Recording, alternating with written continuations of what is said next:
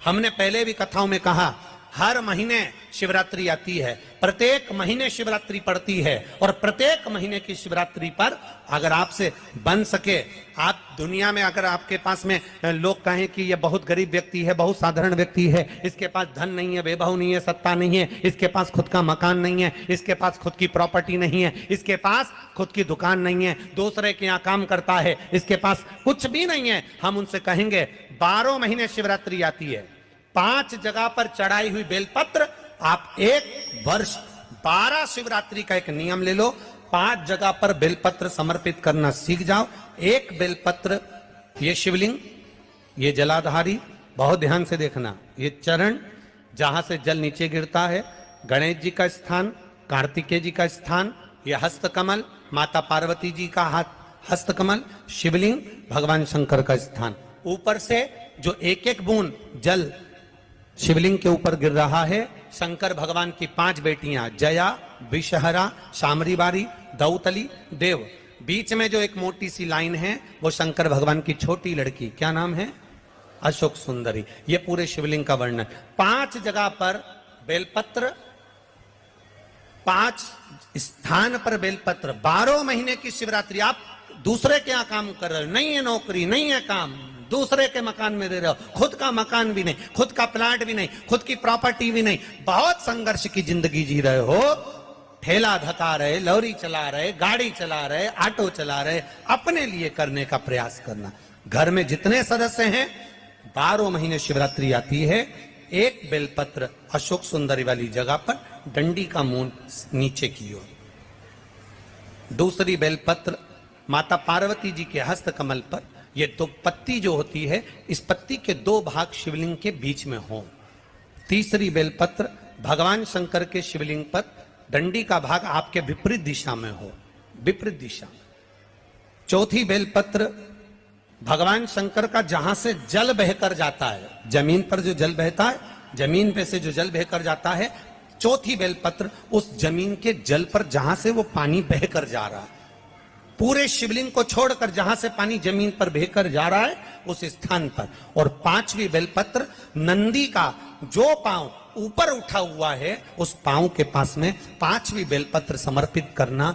एक शिवरात्रि से लेकर 12 शिवरात्रि जो 1 वर्ष तक कर लेता है, 1 वर्ष अपनी कड़ी मेहनत के साथ में मेहनत पूरी करना। और ये 5 बेलपत्र हर महीने जो शिवरात्रि आती है उस पे समर्पित करना प्रारंभ कर दीजिए और मेहनत करना प्रारंभ कर दीजिए। आपको आपके कर्म का फल मिलेगा। साल भर के अंदर आप अच्छे बनकर बैठ सकते हैं। एक काली मिर्ची और काली तिल्ली के 7 दाने, एक काली मिर्ची और काली तिल्ली के कितने दाने, 7 दाने हथेली में रखकर अपनी कामना कर कर मन से अपने मन के बात को कहकर शंकर भगवान के शिवलिंग पर चढ़ा दीजिए। आपकी मनोकामना, कहते हैं हर महीने शिवरात्रि आती है, इस शिवरात्रि पर, मुख्य शिवरात्रि पर चढ़ाओगे, अगले महीने की जब शिवरात्रि आएगी तो आपकी मनोकामना पूरी हो जाएगी। एक काली मिर्ची और 7 काली तिल्ली के दाने, मात्र 7। इस शरीर में कोई भारी रोग हो जाता है, काया का कोई रोग हो गया, चर्म रोग हो गया, चमड़ी सफेद पड़ने लगे, या कोई रोग काया से जुड़ा हुआ, कोई कैंसर जैसा भी रोग, 7 भाग दुर्वा के लेना है। कितने भाग लेना है? 7 भाग। 7 भाग दुर्वा के लेकर 5 बेलपत्र के साथ, बेलपत्री कितनी होना चाहिए? 5। 7 भाग दुर्वा के लेना है, 5 बेलपत्र लेना है, और लकुलेश महादेव का नाम लेकर शंकर भगवान पर प्रदोष या सोमवार की अष्टमी या शिवरात्रि के दिन भगवान देवाधिदेव महादेव के शिवलिंग के ऊपर अपने हृदय की कामना कर कर भगवान शिव को समर्पित करें। और ध्यान दें, अगर किसी व्यक्ति के नयनों में तकलीफ है, नेत्र विकार, नयनों से चश्मे की मात्रा बढ़ती जा रही है, नंबर बढ़ता जा रहा है, नंबर चढ़ता जा रहा है, बच्चों को भी चश्मा लग रहा है, चश्मे को उतारने का सबसे सुंदर तरीका नैनों मारा। 12 महीने शिवरात्रि आती है, प्रत्येक महीने की शिवरात्रि पर बेलपत्री के बीच वाले पत्ते पर शहद लगाइए और शंकर जी के शिवलिंग को जाकर उसको चिपका दीजिए। भगवान शंकर के मंदिर में उसको चिपकाकर श्री शिवाय नमस्तुभ्यम का स्मरण कर कर या लिंगायत अष्टक को पढ़कर, एक लिंगायत अष्टक आता है, आप लोग पढ़े होंगे।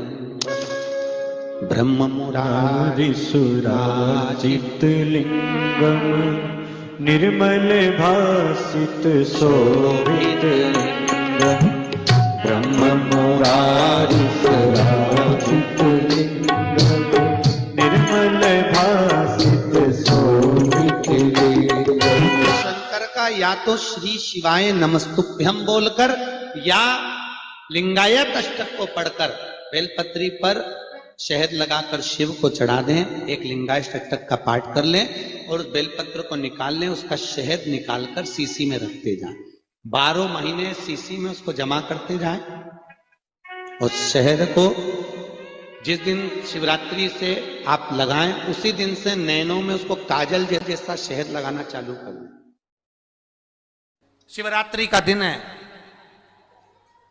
हम तो एक शिवरात्रि के लिए नहीं भी कहते, हम तो हमेशा कहते हैं कि 12 महीने शिवरात्रि का महीना, 12 महीने में हर महीने एक शिवरात्रि आती है। प्रयास करा करो कि उस शिवरात्रि पर कम से कम हम रोज ना जा पाए तो शिवरात्रि पर शंकर के मंदिर तक जरूर जाएं, शिव का दर्शन जरूर करें और अपने जीवन को कृतार्थ जरूर करें। आप जितना स्मरण करें अपनी चित्तवृत्ति में, आप उतारिए उसको कथा में, आपका जीवन सार्थक होगा। 12 महीने शिवरात्रि आती है और शिवरात्रि के दिन रात्रि को 12 बजे शंकर भगवान पर एक धतूरा चढ़ा दो। क्या चढ़ाना है? जम के बोलिए जरा, धतूरा। ये शंकर भगवान को धतूरा चढ़ा दो। 12 बजे रात्रि को शिव जी पे धतूरा चढ़ाओ, आधे घंटे तक धतूरा चढ़े रहने दो और आप श्री शिवाय नमस्तुभ्यम का जाप करो। जिस शंकर जी पे धतूरा चढ़ाए उस मंदिर के बाहर बैठकर कौन सा मंत्र जपना है? श्री शिवाय नमस्तुभ्यम। फिर से बोलो, श्री शिवाय नमस्तुभ्यम। धतूरा चढ़ाकर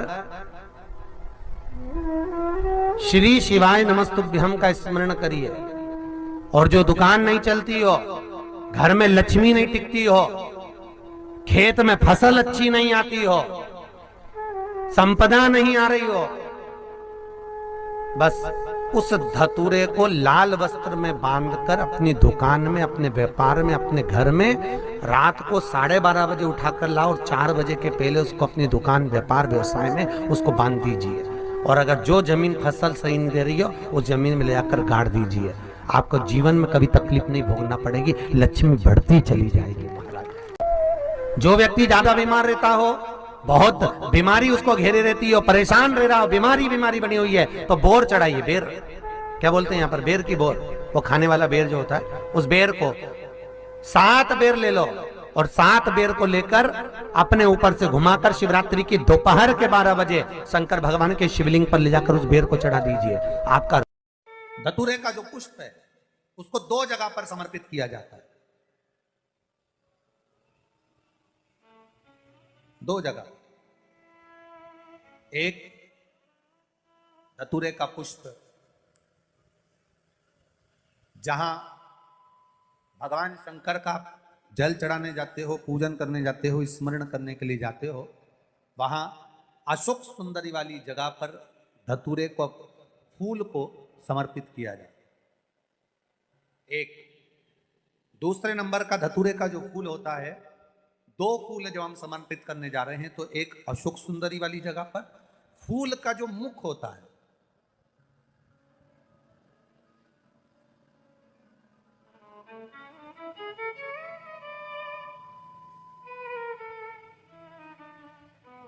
मान लो ये फूल है धतूरे का।